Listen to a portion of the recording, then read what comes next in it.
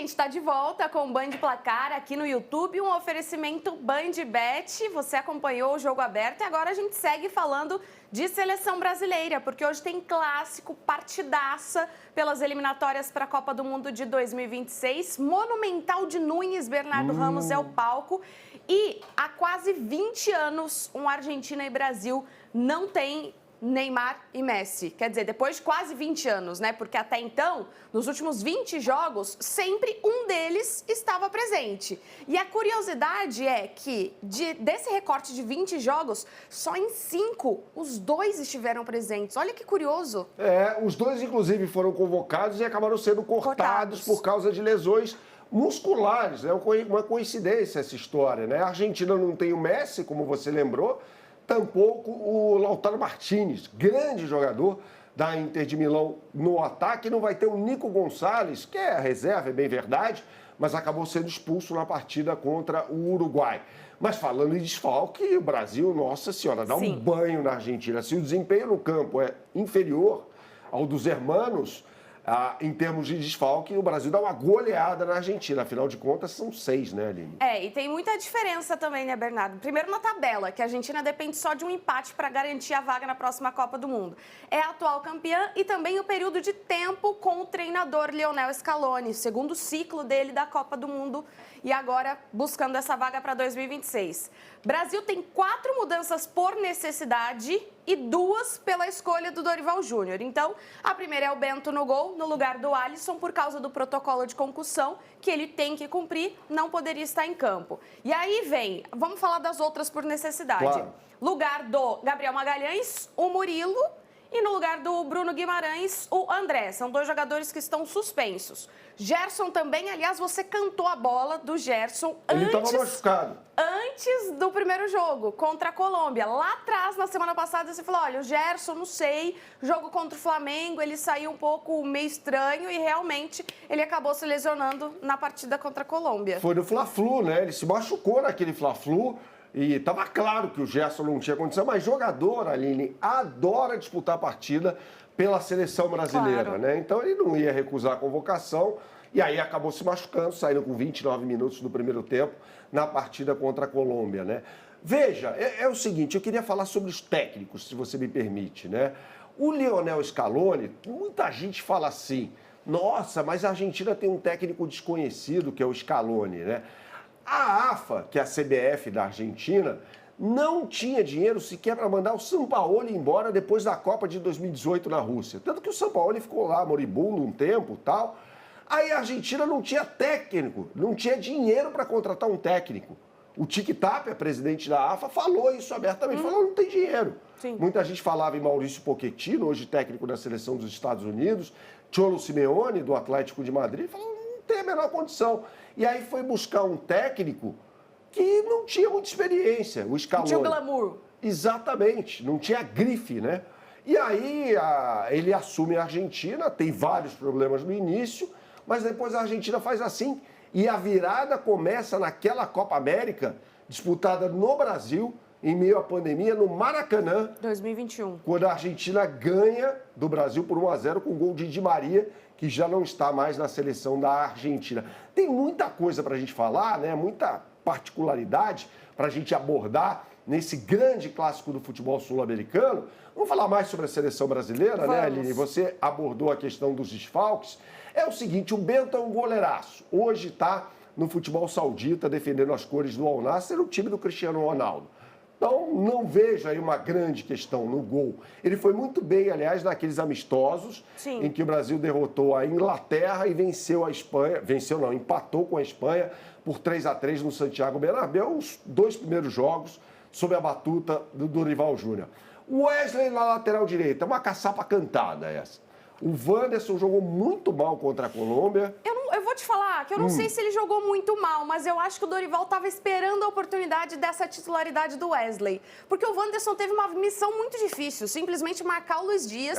E aí o Wesley entra em um momento da partida que a Colômbia já está mais cansada e acaba tendo essa facilidade. Então a minha impressão é de que o Dorival estava só esperando uma oportunidade que ele queria ver o Wesley no dia a dia, como ele se comportaria com a camisa da seleção brasileira, para ele colocar o Wesley. Ele fez no ano passado uma grande temporada pelo Flamengo. Sim. e um início de temporada muito bom também pela equipe rubro-negra. Então merece a titularidade. Sim. Não vejo maiores problemas aí. No miolo de zaga, Marquinhos, indiscutível, capitão da seleção, né? Segue entre os titulares. E aí ele perde o Gabriel Magalhães, que joga na Premier League, para ter outro jogador que atua no campeonato inglês, pelo Nottingham Forest. Está jogando muito, Murilo. É canhoto, a exemplo do Gabriel. Então o Brasil tem uma saída de bola mais qualificada por baixo, pelo lado esquerdo, com a presença do ex-corintiano. Guilherme Arana, nossa, foi muito mal contra a Colômbia, né? Ele enfrentou chumbo grosso do outro lado, John Arias, Richard Rios, Munhoz. Então, assim, a gente via ali questões que o Dorival vai ter que resolver, vai ter que proteger mais o Guilherme Arana. No meio de campo, saem Gerson e Bruno Guimarães por razões diferentes. E entram o André, do Wolverhampton, e Joelinton, do Newcastle, jogando completamente fora de posição, Aline. Então, eu fico muito preocupado com isso. O Joelinton era um centroavante. Aí o Newcastle tem um técnico chamado Ed Howe, que observou o Joelinton e falou, pô, vou colocá-lo como meia esquerda. E ele vem desempenhando, vem jogando muito com a camisa do Newcastle. Esse meio de campo do Newcastle é de elite. Com Bruno Guimarães, que seria titular da seleção, se não estivesse suspenso, Tonali e Joelinton. Mas você colocaria quem? O João Gomes? Colocaria o João Gomes, que já tem um entrosamento ali com o André ou o Ederson, que é um baita jogador da Atalanta também. Eu jogaria com o meio de campo um pouco mais protegido, né? Sobre Rafinha, Rodrigo e Vinícius Júnior não tem muito o que falar. Sim. Embora o Rodrigo não tenha jogado bem contra a Não gostei do Colômbia, posicionamento também? jogando pelo lado direito, né? E aí, na posição de centroavante, o João Pedro foi péssimo contra a Colômbia, a bola também pouco chegou a ele. E aí, o Dorival Júnior coloca o Matheus Cunha como um centroavante improvisado. Ele é um meio-campista, vem jogando muito bem pelo Wolverhampton, time treinado pelo Vitor Pereira. Sim. Mas ele não é um centroavante. A escolha óbvia para mim seria o Endrick, com o Rodrigo pelo lado direito, Vinícius Júnior pelo lado esquerdo, ou Rafinha caindo mais pelo lado esquerdo. Enfim, são questões que o Dorival Júnior vai ter de responder e resolver com a bola rolando.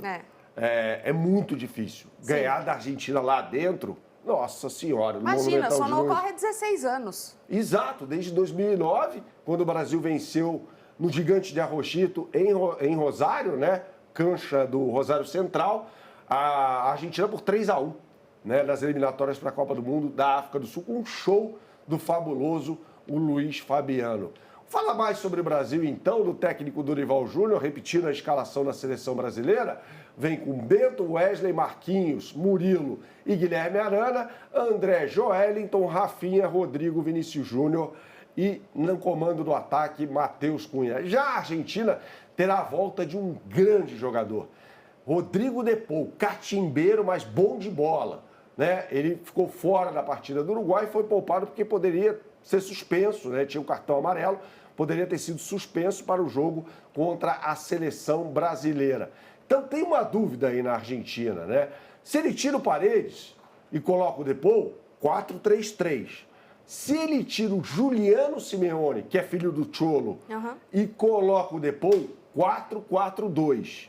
Tá? Com a Argentina jogando com Almada e Julián Álvares mais à frente, De Paul pelo lado direito, Paredes, Enzo Fernandes e Alexis McAllister. Pode acontecer isso.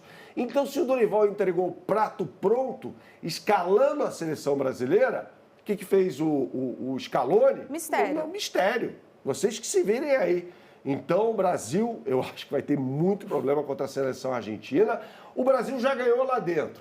Já aconteceu. A gente falou sobre 2009, teve a final do pré-olímpico em 1996, quando o Brasil ganha da Argentina lá dentro. Tem um amistoso em 1995 no Monumental de Nunes, que o Brasil vence com o gol do Donizete, Pantera, e ganha da seleção argentina, que era melhor do que a seleção brasileira. Pode acontecer. É um clássico.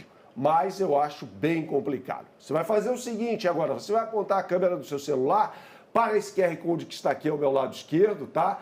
Ou digitar no seu browser de sua preferência, bandbet.bet.br. Aí você vai acessar a capa do site. Chegando na capa do site, você coloca aqui no menu inferior, eliminatórias da Copa do Mundo. Eu falei no programa anterior sobre a combinada da Argentina, que a gente preparou para você. Sim. Falar do Brasil agora, né? Empate ou Brasil, uma chance dupla aí para você. Ambas as equipes marcando e Vinícius Júnior indo às redes de novo. Ele marcou o gol, o segundo gol da vitória do Brasil sobre a Colômbia. O mercado está pagando em média, pode checar aí, R$ 6,00 para essa combinada. BandBet paga R$ 8,00 para você, ou seja, é o salzinho na picanha, uma exclusividade BandBet para você.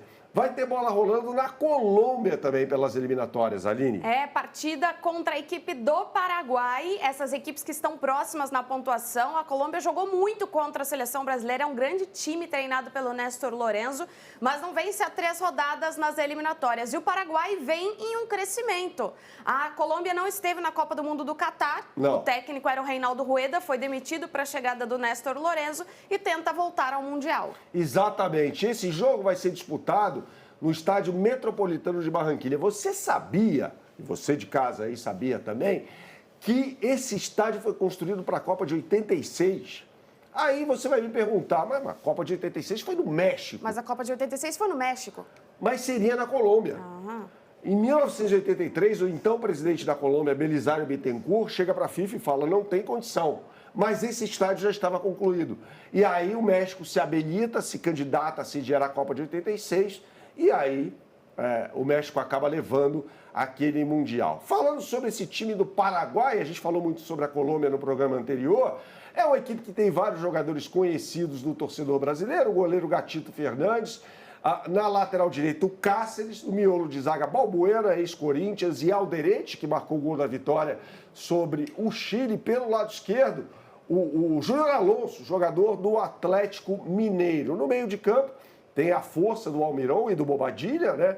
E mais à frente o Enciso. Já o time da Colômbia vai com esse cara aqui, John Arias, jogando pelo lado direito. Eu acho que a Colômbia é a favorita. E eu vou colocar na tela para você agora as melhores oportunidades de mercado para esse grande jogo de bola. Já está aqui, tá? É só você rolar aqui o menu para o lado.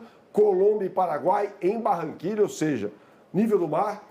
Colômbia vencendo o jogo e mais de 2,5 gols nessa partida. O mercado está pagando em média R$ 2,87 para essa combinada.